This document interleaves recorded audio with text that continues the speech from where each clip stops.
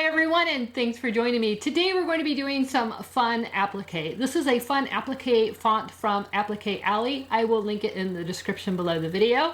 But as you can see, it allows you to use all different kinds of fun patterns to make a very cute personalized shirt. This is a great shirt from AP Blanks. I'll tell you more about that in the video.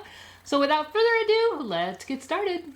So before we get started, I just wanted to go over the blanks that I'm going to be using. These are from AP Blanks. These are such a nice quality blank. They're 100% Pima cotton. Here is her logo, AP Blanks. I will link her in the description below. But these are just super, super nice, especially for embroidery. They're not see-through. They're very nice weight. They wash up nicely. This is just a sample of what she's got. So here's like a girl's short sleeve, puffy sleeve. Here is like a boy's long sleeve. She's also got boy's short sleeve like this. And then here is a girl's puffy sleeve, long sleeve. This is the one we're going to use in the video. So I just really like this. It's a little bit elevated for a blank t-shirt. It's a very nice quality. I like the color. It's a nice white. So again, we're going to be using the long sleeve, puffy sleeve, but check her out. She's got all kinds of super high quality blanks. So here I am in Brilliant software. So the first thing I'm going to do is click on the text tool with the letter A right at the top. I'm going to type in Evie, hit enter, and then I'm going to change the font to, it's Applique Alley, and I believe it is called Shortcake, and I'm going to do 4-inch. So if we go up here to the stitch simulator, we can see that the dark blue is a placement stitch, and then you have your tack down, and then you have your finishing stitch for every letter, and then you have placement, tack down, and then the finishing stitch for the inside of the letters. So if we look over here at the color chart, and if you don't see it, you can just click on this and then click on color. So what we need to do in order to get an SVG to cut out each of these letters is click on the position stitch. So we know that that is the dark blue. So we're going to click on a dark blue one, the first one. And typically when it comes up on the color side. So we're going to click on Applique right here, and we're going to tell it that it is the Applique position stitch, and we're going to click OK. And we're going to do that for every dark blue position stitch. We're going to click OK. The Perusian blue is all position stitches. We know that. So we need to do that for every single step. Position, OK. And you're going to continue to do that. And I've already done it over here just to save us some time. So then once you have done that, you can, when you get to the very last one, this is the last one that I needed to set as a position stitch, you're going to go up here and you're going to click inflate. And I did mine at 1.7. You could probably go even 1.8 for this, just to give you a little bit more wiggle room. And you're going to click save all. You can name it here and tell it where you want to save it. So we'll just call this Evie Applique. And I'm going to save it to my desktop. And you're just going to click OK. All right, so now here is the file. It saved it to my desktop, and you can see I have all of the letters that I need for my SVG. So now what I'm going to do is open Cricut Design Space. So we've opened Cricut Design Space. We're on a blank canvas. We're going to click Upload.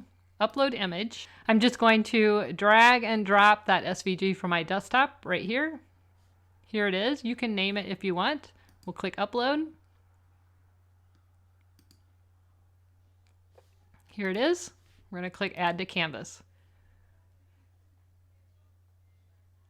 All right, one thing you want to double check when you're adding SVGs to Cricut Design Space, sometimes it doesn't retain the size information. So we can see this is 6.204 wide.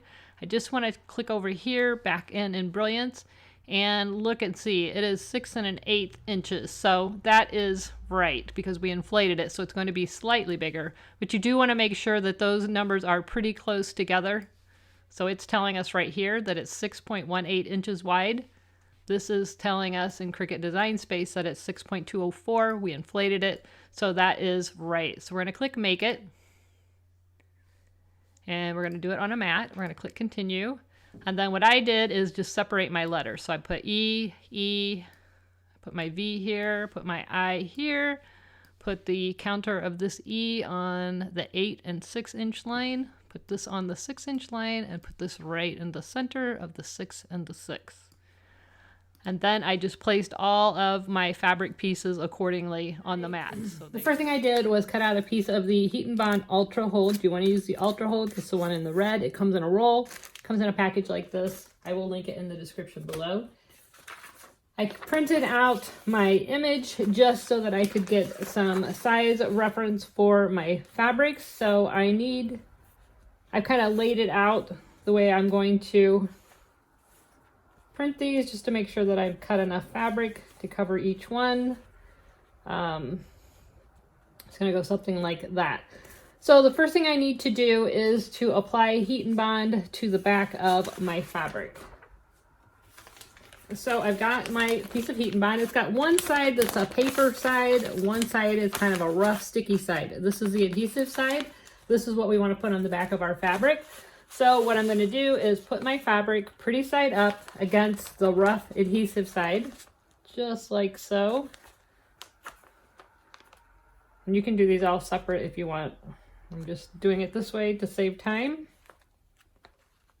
All right, so then all you're going to do, you can cover this with a cloth if you want so that you don't get any of that adhesive on your iron. And you're just going to apply some heat. So I'm just going to grab a piece of fabric. This is just a scrap piece of fabric. I'm going to put it over and I'm just going to iron that down. Doesn't take very long. You can read the directions if you're using another brand. But just a high heat, ironing that down. Those are adhered. And then for this one, I think I'm going to cut this out. And again, it just takes a few seconds. You can iron right over it. I just don't want to get the adhesive on my iron.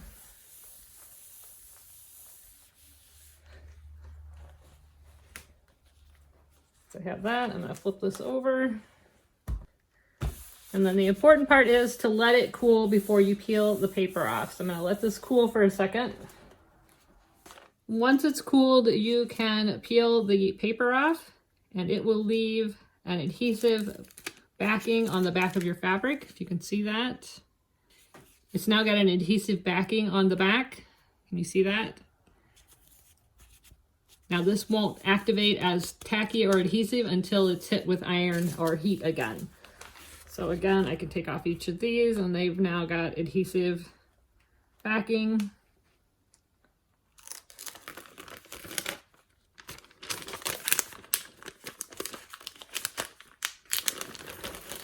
There we go. So now we'll go over to the Cricut. So on the Cricut, I like to put the fabric with the adhesive side down. Some people prefer to put it up. If you put it up, make sure that you mirror it in Cricut Design Space. Again, I like to put the adhesive side down. I've had great luck with that. So I'm just going to set the software on the fabric setting. Cotton is all I use, the cotton setting. I don't change anything else. I'm using the rotary blade with the Cricut Maker, and we're going to let this do its thing. So the Cricut does a great job with the rotary blade of cutting out all of the different pieces. And here you can see I'm actually filming it with my hand camera as well so that I can add this to Instagram. But you can see just how nicely this cut out each of the letters. So that's going to save me all the fussy cutting around the applique when we go to apply it to the shirt. So we're going to be putting the name Evie on this one. And it's going to go about right there is what I'm thinking. So what I'm going to do is turn the shirt wrong side out. And I'm just going to mark this with a fabric marker. About where it's going to go. Let's see. Let's hold this down. Get a better view of the top. I'm on about 2 fingers from the neckline. It's kind of a drop neckline, so I don't want it too low. So about right there, you can see that. And I'll be able to see that through the back. All right, so I'm going to turn it wrong side out.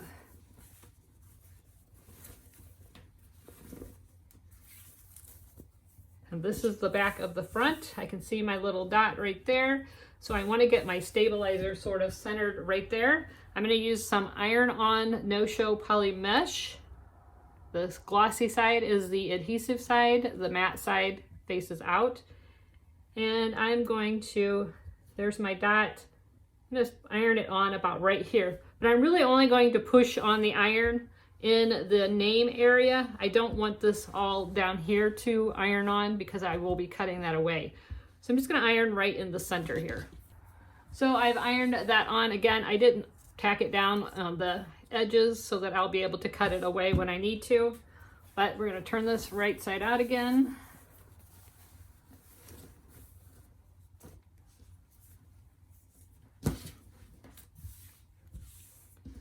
All right. So I'm going to take the name and I'm just going to cut it down a little bit. All right, so we've got it right side out. I'm going to fold it in half, match these seams up.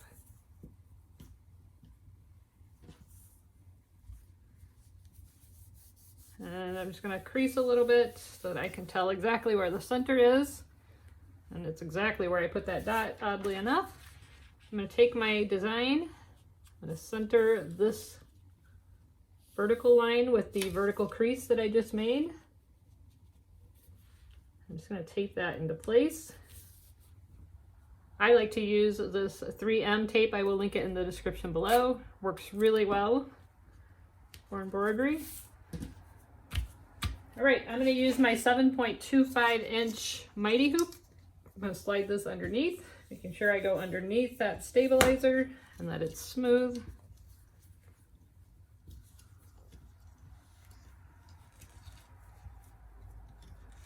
And I'm going to put it actually so the tab is facing up.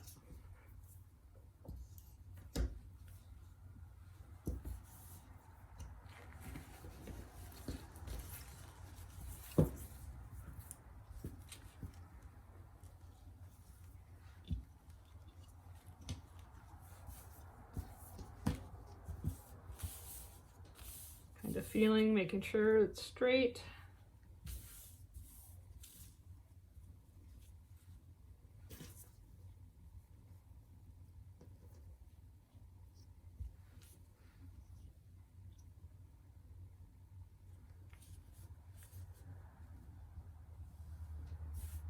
All right, we're going to take our top hoop and I'm going to put it this way. And we are nicely hooped. Let's go over to the machine. All right, so here we are at the machine. Since we sent it over from Embroidery, we're going to click this button right here. There's our design. I'm going to hit click set. Now I need to rotate it. I put it in so it's actually going to be upside down. So we're going to click rotate, turn it 90 degrees. It's upside down. We're going to click OK. So once we've got it rotated, we're going to hit edit end. Now we're going to put in our stops. We're going to click this button. And we want it to stop after every step. So I'm just going to click step, stop, stop, stop.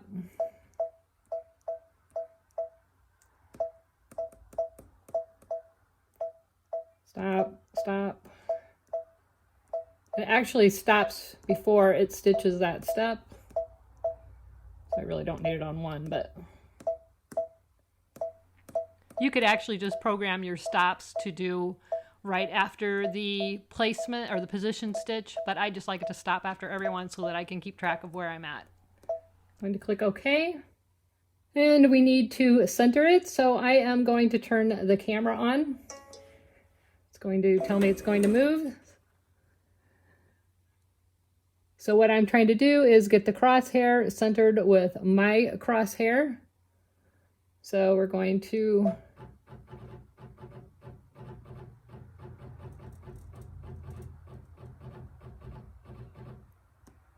move it up, and we need to go over. I'm getting it even with the letters on my printout. That looks good. So I'm going to have it scan the hoop just so that I can get an overall look at it.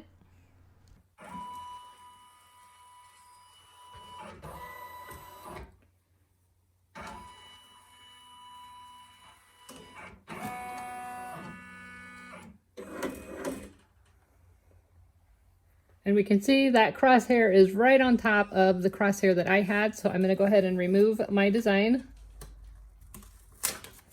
I'm going to do a quick trace using this button right here.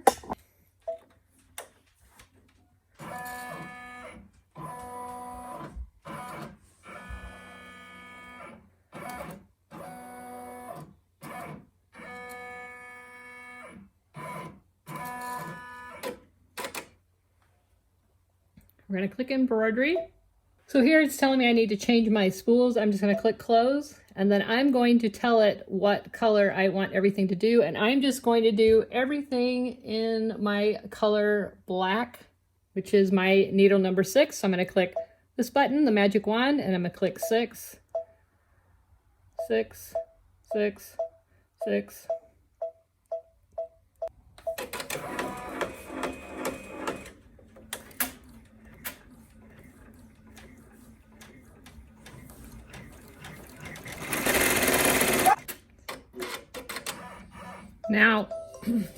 Now I can take my first letter, place it right on top of my outline.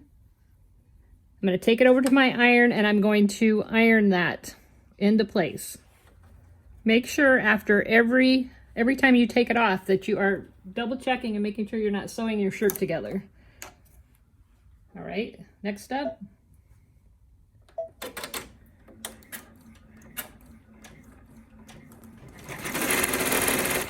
Once your tack down stitch finishes, you're going to stitch the next step, which is your finishing stitch.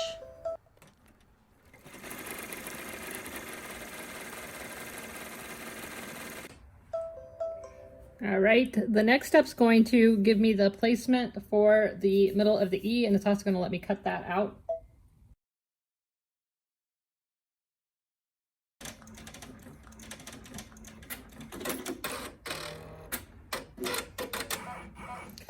So if you want, you can go ahead and cut that out. I'm actually just going to go ahead and put it right over the top of it.